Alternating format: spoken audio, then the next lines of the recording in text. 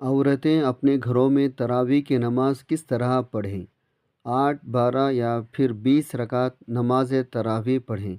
نماز تراویح کا مکمل آسان طریقہ بسم اللہ الرحمن الرحیم۔ صلاۃ التراویح یعنی نماز تراویح کے مسائل کے بارے میں بتائیں گے۔ نماز تراویح وہ نماز ہے جو گزشتہ تمام صغیرہ گناہوں کی معافی کا ذریعہ ہے۔ حضرت ابو ہریرہ رضی اللہ عنہ سے روایت ہے، رسول اللہ صلی اللہ علیہ وسلم نے فرمایا، جس نے ایمان کے ساتھ ثواب کی نیت سے رمضان میں قیام کیا، اس کے گزشتہ تمام گناہ معاف کر دیے جائیں گے۔ اسے امام بخاری رحمۃ اللہ علیہ نے روایت کیا ہے۔ قیام رمضان یا نماز تراویح باقی مہینوں میں تہجد یا قیام اللیل کا دوسرا نام ہے، یعنی یہ تینوں چیزیں دراصل ایک ہی نماز کے مختلف نام ہیں۔ قیام اللیل یا تہجد یا تراویح۔ نماز تراویح تہجد کے مسنون رکعتیں 8 ہیں، لیکن غیر مسنون رکعتوں کی کوئی بھی حد نہیں، جو جتنی چاہے پڑھے، اس لیے اس معمولی میں کسی بھی قسم کے جھگڑے یا اختلاف کی کوئی ضرورت نہیں ہے۔ حضرت ابو سلمہ بن عبد الرحمن رضی اللہ عنہ نے ام المؤمنین حضرت عائشہ رضی اللہ عنہا سے پوچھا، رسول اللہ صلی اللہ علیہ وسلم کی رمضان المبارک کے دوران رات کی نماز کیسی ہوتی تھی؟ حضرت عائشہ نے جواب دیا، رسول اللہ صلی اللہ علیہ وسلم رات کی نماز یعنی تراویح یا غیر رمضان کے رات کی نماز 11 رکعتیں زیادہ نہ پڑھتے تھے، 4 رکعتیں پڑھتے۔ ان کے طول اور حسن کیا کہنا، بہت طویل رکعتیں ہوتی اور بہت خوبصورت انداز میں، یعنی ہر چیز کا حق ادا کرتے ہوئے پھر سے 4 رکعتیں پڑھتے، جن کی طول اور حسن کا کیا کہنا۔ پھر 3 رکعت وتر ادا فرماتے۔ اسے امام بخاری، امام مسلم نے روایت کیا ہے۔ اس روایت سے بات ثابت ہے، اصل چیز گنتی کا زیادہ ہونا نہیں، بلکہ اصل چیز خشوع و خضوع ہے، اصل چیز طوالت ہے۔ جان لیجئے نبی صلی اللہ علیہ وسلم اپنی نماز تراویح یعنی تہجد کی نماز کے دوران اتنا طویل قیام کرتے، آپ کے پاؤں مبارک پر ورم آ جاتے، یعنی آپ کے پاؤں مبارک سوج جاتے۔ جان لیجئے نماز تراویح کا وقت عشاء کے نماز کے بعد سے لے کر طلوع فجر تک ہے۔ نماز تراویح دو رکعت کے حساب سے پڑھنا افضل ہے۔ وتر کے 3 رکعتیں ایک ساتھ بھی پڑھ سکتے ہیں، لیکن وتر کی 1 رکعت الگ پڑھنا بھی مسنون عمل ہے۔ ام المؤمنین حضرت عائشہ رضی اللہ عنہا سے روایت ہے، نبی صلی اللہ علیہ وسلم نماز عشاء اور نماز فجر کے درمیان 11 رکعتیں نمازیں ادا فرماتے، ہر 2 رکعت کے بعد سلام پھیرتے اور پھر ساری نماز کو 1 رکعت سے وتر بناتے، یعنی وتر کی 2 رکعتیں ہلکی ہوتی تھیں، ان پر سلام پھیرتے، پھر 1 اور پڑھ لیتے۔ ناظرین محترم، یہ بھی جان لیجئے نبی صلی اللہ علیہ وسلم صحابہ اکرام کو صرف 3 روز تک ہی نماز تراویح بجماعت پڑھائے، صرف 3 دن تک ہی نماز تراویح بجماعت پڑھائے۔ ناظرین، یہ بھی جان لیجئے خواتین اپنی نماز تراویح کو مسجد میں جا کر بھی ادا کر سکتی ہے، جیسا کہ حضرت ابو ذر رضی اللہ عنہ سے مروی ہے۔ انہوں نے کہا، ہم نے رسول اللہ صلی اللہ علیہ وسلم کے ساتھ روزے رکھے، نبی صلی اللہ علیہ وسلم نے ہمیں تراویح کی نماز نہیں پڑھائی، یہاں تک کہ رمضان کے 7 دن باقی رہ گئے۔ 23ویں رات کی 1/3 گزر جانے پر نبی صلی اللہ علیہ وسلم نے ہمیں نماز تراویح پڑھائی۔ اس روایت سے یہ بھی ثابت ہوتا ہے، یہ نماز 1/3 رات گزر جانے کے بعد نبی صلی اللہ علیہ وسلم نے صحابہ کو پڑھائی۔ پھر رسول اللہ صلی اللہ علیہ وسلم نے 24ویں شب کو نماز تراویح نہیں پڑھائی، 25ویں شب کو آدھی رات گزر جانے کے بعد نماز تراویح پڑھائی۔ اب یہ تراویح پڑھانے کا دوسرا وقت سامنے آیا ہے، آدھی رات گزر جانے کے بعد پڑھائے۔ ہم نے کہا، یا رسول اللہ، کیا ہی اچھا ہوا کہ اگر آپ رمضان کے باقی راتوں میں بھی ہمیں یہ نفل نماز بجماعت پڑھائے۔ رسول اللہ صلی اللہ علیہ وسلم نے فرمایا، جس نے امام کے فارغ ہونے تک امام کے ساتھ قیام کیا، یعنی نماز تراویح بجماعت ادا کی، اس کے لیے ساری رات کے قیام کا ثواب لکھا جائے گا۔ پھر رسول اللہ صلی اللہ علیہ وسلم نے ہمیں نماز تراویح نہیں پڑھائی، حتیٰ کہ 3 روز باقی رہ گئے، یعنی رمضان کی 27ویں رات آ گئی۔ چنانچہ آپ صلی اللہ علیہ وسلم نے ہمیں تیسری مرتبہ 27ویں شب کو تراویح کی نماز بجماعت پڑھائی، جس میں اپنے اہل عیال کو بھی شامل کیا، اور اہل عیال سے مراد ہے اس نماز میں نبی صلی اللہ علیہ وسلم کے ازواج مطہرات نے بھی شرکت فرمائی، یہاں تک کہ ہمیں فلاح کے ختم ہونے کا ڈر ہوا۔ میں نے ابو ذر سے پوچھا فلاح کیا ہے؟ تو ابو ذر رضی اللہ عنہ نے جواب دیا سحری کا وقت ہے۔ یعنی رسول اللہ صلی اللہ علیہ وسلم نے ہمیں اتنی دیر تک نماز تراویح پڑھائی، یوں لگنے لگا سحری کا وقت ختم ہونے والا ہے، یعنی اس قدر طویل قیام کروایا۔ اس روایت کو امام ترمذی نے روایت کیا ہے۔ اس حدیث سے کیا معلوم ہوتا ہے؟ نماز تراویح کو آپ اول رات کے وقت بھی پڑھ سکتے ہیں، آدھی رات کو بھی پڑھ سکتے ہیں اور رات کے آخری حصے میں بھی پڑھ سکتے ہیں۔ ناظرین، ہمارے ہاں جن مساجد میں اول رات میں نماز تراویح پڑھانے کا اہتمام کیا جاتا ہے تو وہ عوام الناس کی سہولت کے لیے، کیونکہ تمام لوگوں کا پھر دوبارہ سے مسجد میں آنا یا پھر آدھی رات کے وقت مسجد میں آنا کافی مشکل ہے۔ یہ 3 یا 5 وتر پڑھنا بھی مسنون ہے۔ حضرت ابو ایوب انصاری رضی اللہ عنہ کہتے ہیں رسول اللہ صلی اللہ علیہ وسلم نے فرمایا وتر پڑھنا ہر مسلمان کی ذمہ ہے، جو پسند کرے وہ 5 پڑھے، جو پسند کرے وہ 3 پڑھے اور جو پسند کرے وہ 1 پڑھے۔ اس حدیث کو نسائی، ابو داود، ابن ماجہ نے روایت کیا ہے۔ ناظرین اکرام، یہ بھی جان لیجئے ایک تشہد اور ایک سلام کے ساتھ 3 وتر پڑھنا بھی مسنون ہے۔ یعنی وتر پڑھنے کے 2 طریقے ہیں۔ ایک تو یہ ہے 2 رکعتیں پڑھ کر سلام پھیر کر پھر 1 رکعت مکمل پڑھ کر پھر سے التحیات آخر تک پڑھ کر سلام پھیر لیا جائے، جبکہ دوسرا طریقہ یہ ہے 3 رکعتیں ایک ساتھ بغیر سلام پھیرے پڑھے جائیں۔ پہلی رکعت میں سورۃ الاعلیٰ، دوسری میں سورہ کافرون، جبکہ تیسری رکعت میں سورہ اخلاص پڑھنا مسنون عمل ہے۔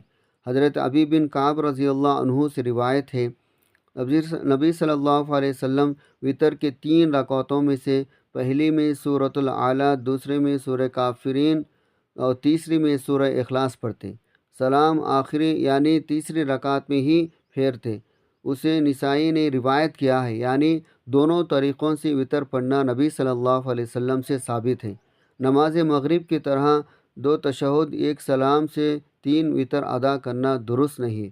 حضرت ابو ہریرہ رضی اللہ عنہ نبی صلی اللہ علیہ وسلم سے روایت کرتے ہیں 3 وتر مغرب کی نماز کی طرح نہ پڑھو، کیونکہ مغرب کی نماز میں 2 رکعت پڑھ کر تشہد میں بیٹھتے ہیں اور پھر اٹھ کر تیسری رکعت پڑھتے ہیں، بلکہ 5 یا 7 پڑھو۔ 3 وتر مغرب کی نماز کی طرح 2 تشہد اور 1 سلام کے ساتھ پڑھ کر مغرب کی نماز کے مشابہ نہ کرو۔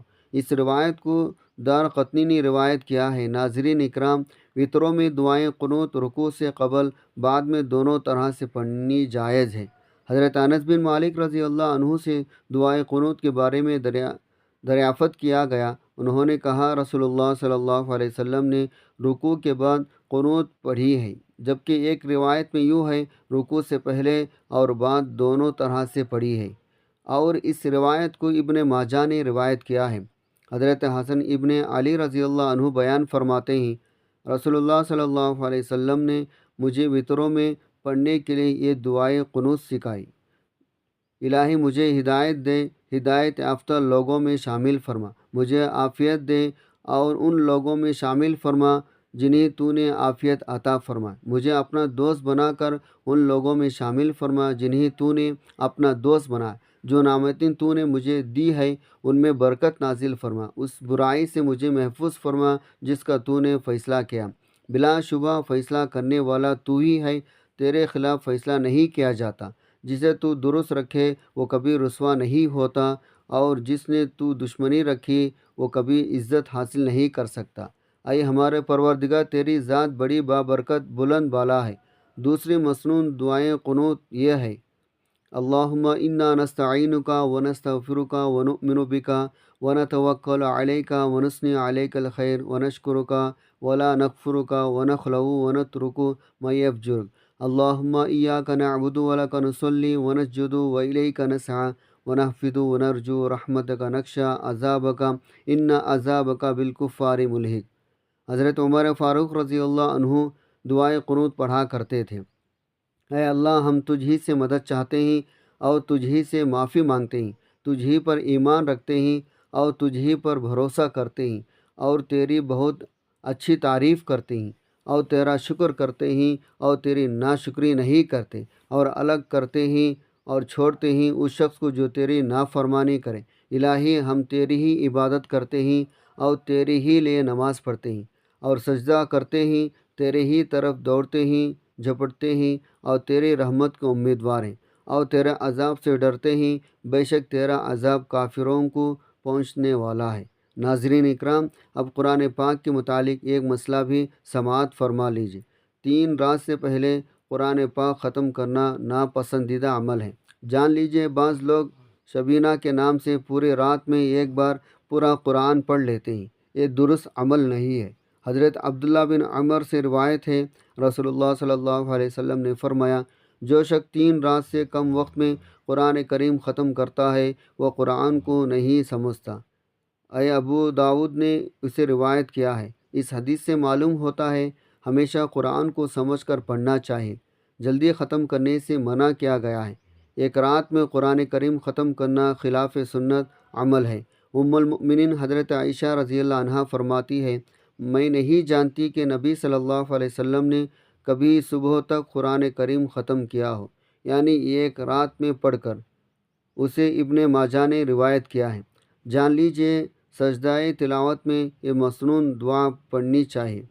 سیدہ عائشہ رضی اللہ عنہا فرماتی ہے، رات کے وقت جب نبی صلی اللہ علیہ وسلم نماز میں قرآن کی تلاوت کیا کرتے تھے، سجدہ تلاوت جہاں آتا تو آپ صلی اللہ علیہ وسلم نماز کی رکعتیں سے سجدہ تلاوت کو الگ کرتے اور اس میں دعا پڑھا کرتے تھے۔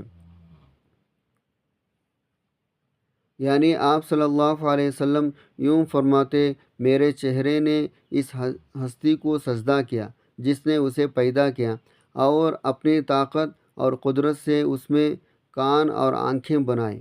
سبحان اللہ! دیکھیں اللہ کی کیسی شان ہے۔ انسان پورا ایک ہی یعنی سنگل یونٹ ہے اور اس کے اندر عین مناسب جگہوں پر مناسب سائز کے اعضاء تخلیق فرمائے۔ یعنی یہ نہیں کہ ایک آنکھ چھوٹی ہے اور ایک بہت بڑی ہے، یا پھر ایک پھولی ہوئی ہے اور ایک اندر دھسی ہوئی ہے، یا بہت جڑی ہوئی آنکھیں ہیں یا پھر بہت کھلی آنکھیں، یا پھر بہت اونچی نیچے ہیں۔ اسی طرح سے اللہ تعالیٰ نے انسان کے چہرے میں مناسب جگہوں پر کان بنائے۔ اللہ کی یہ بھی قدرت ہے، جب ایک بچے کی گرد ہوتی ہے تو اس وقت یہ تمام چیزیں ایک جیسی رفتار کے ساتھ ہی بڑی ہو رہی ہوتی ہے۔ ماں کے پیٹ میں بچہ دراصل خون کا ایک لوتھڑا ہوتا ہے۔ اس لوتھڑے سے اللہ تعالیٰ انسانی جسم کے اندر پورے پیکیجز بناتا ہے۔ یہ تمام چیزیں اپنی اپنی جگہ پر بالکل درست طریقے سے رکھی جاتی ہیں، اور اگر ان میں سے کوئی ایک بھی چیز معمولی سے ہٹ کر ہو تو انسان کی زندگی میں محال ہو جاتی ہے۔ ایک بار ہم نے ایک ایسے بچے کو دیکھا جس کے آنسوؤں کا چھوٹا سا سوراخ جو ہوتا ہے وہ بند تھا۔ اس چھوٹے سے سوراخ کے بندش کی وجہ سے اس بچے کو بہت زیادہ تکلیف تھی۔ اس کے علاوہ کبھی ایسا بھی ہو جاتا ہے ضرورت سے زیادہ پانی آنکھوں سے بہنے لگتا ہے، تو یہ چیز بھی اس انسان کے لیے بہت زیادہ تکلیف کا باعث ہوتی ہے۔ بار بار اسے اپنے آنکھوں کو صاف کرنا پڑتی ہے، یعنی آنکھوں میں آنسوؤں کی معمولی سے سوراخ اگر بڑے ہوئے ہو جائے تب بھی مشکل ہو جاتی ہے، اور اگر بند ہو جائے تو بھی پریشانی والی بات بن جاتی ہے۔ اب اس بات کو سمجھیں، انسانی جسم کے اندر اللہ تعالیٰ ہر چیز کی مطابقت حساب سے کس طرح سے وہاں کٹ لگاتا ہے اور کس طرح سے اعضاء کو شق کرتا ہے، تو یہ جس ذات نے بنایا ہے تو اس انسان سر کو پھر اسی ذات کے آگے ہی جھکنا چاہیے۔ ناظرین اکرام، قرآن کا ایک اہم مسئلہ یہ بھی ہے، فرض نمازوں کے علاوہ نفل نمازوں میں قرآن پاک کو دیکھ کر پڑھنا بھی جائز ہے۔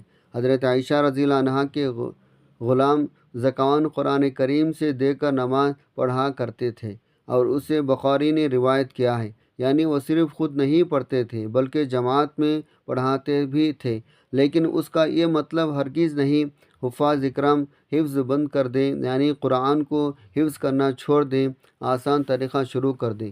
حفظ کرنے والے ضرور حفظ کریں، لیکن بعض اوقات یہ بات ممکن نہیں ہوتی، ہر جگہ پر حفاظ قرآن موجود ہوں، تو پھر ایسے میں تو قرآن پاک کو انسان نماز میں پڑھ ہی نہیں سکتا۔ اور یہ عمل جو ابھی بیان کیا گیا ہے یہ صحابہ کے سامنے ہوا اور کسی نے بھی اس عمل کو رد نہیں کیا، اس کا انکار نہیں کیا، اس عمل سے منع نہیں کیا اور اسے ناپسند بھی نہیں کیا۔